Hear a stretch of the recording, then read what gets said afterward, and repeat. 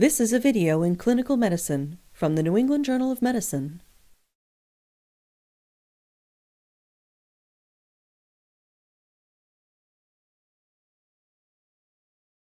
This video demonstrates how to remove and replace a balloon gastrostomy tube. Indications, contraindications, placement technique, and potential complications will be reviewed. A gastrostomy tube, or G-tube, provides long-term enteral access for nutrition in patients who are unable to eat and may occur in patients with cancer, stroke, traumatic brain injury, or other conditions. A gastrostomy tube may need to be reinserted after accidental dislodgement, or it may need to be removed and replaced because of a malfunction, such as tubing that is cracked or a balloon that no longer works. G-tubes may be changed on a schedule to prevent malfunction.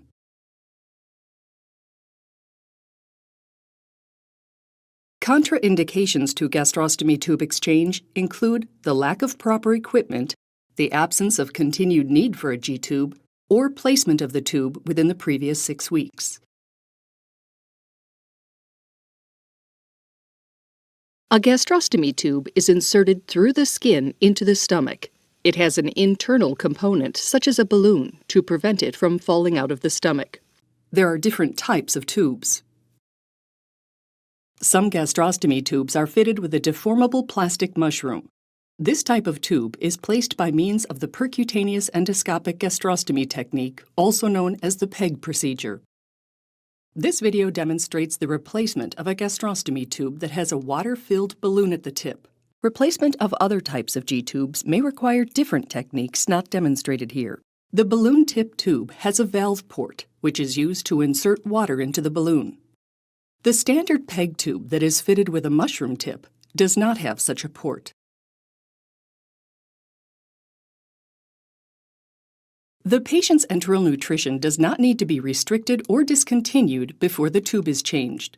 To prepare the patient for the procedure, the patient should be in a supine position. The head of the bed may be raised to 30 degrees if that will make the patient more comfortable. Next, inspect the tube that is already in place, noting its French diameter designation and the volume capacity of the balloon. Also note how deeply the tube has been inserted at the surface of the skin and at the top of the external bumper in centimeters.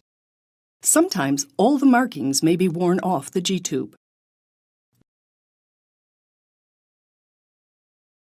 Before beginning the procedure, gather the following equipment: a replacement gastrostomy tube with the same French diameter as the tube that is being removed, water-based gel lubricant, a 10 milliliter syringe filled with water, a 60 milliliter catheter tip syringe, and clean gloves.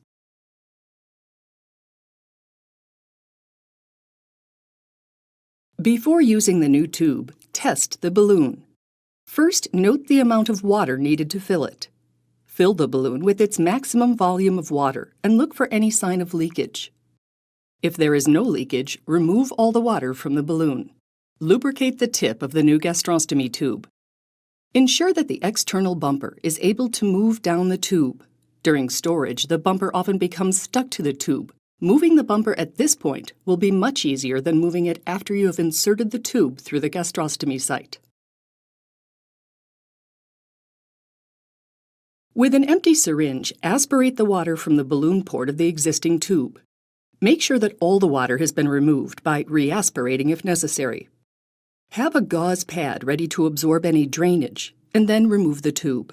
Then gently insert the new tube until it is a few centimeters past the previously noted skin-level centimeter mark of the previous tube.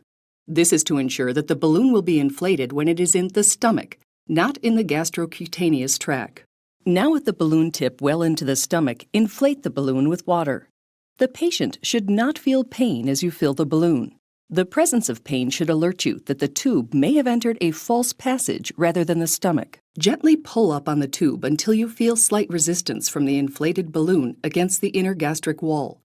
Then push the external bumper down, but not too tightly.